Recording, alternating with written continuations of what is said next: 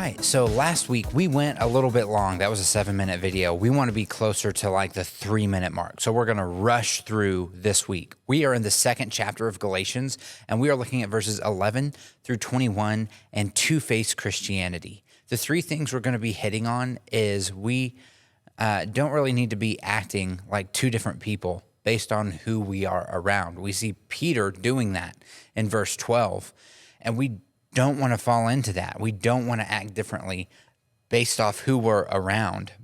And it goes two directions. We shouldn't act worse if we are around our friends who don't go to church with us and who might not consider themselves Christians. We shouldn't act worse when we're around them to try to fit in with them.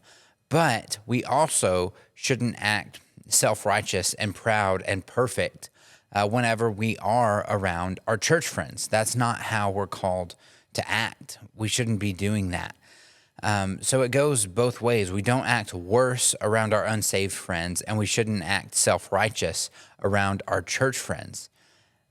And then thirdly, we don't have to pretend like we have it all together.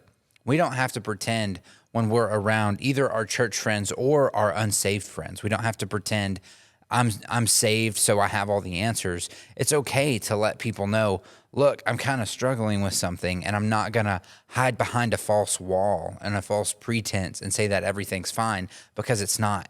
That's totally okay. And we also, on the other end of the spectrum, we don't have to pretend like we don't care about our sanctification. And what that means is when we're around our friends who aren't saved, we don't have to pretend like we don't care about getting closer and closer to Jesus each and every day.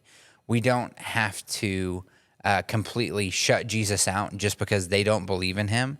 We can still be Christians and be openly Christian and be openly trying to get better and grow in our relationship with Christ while still being around them and still ministering to them in that way.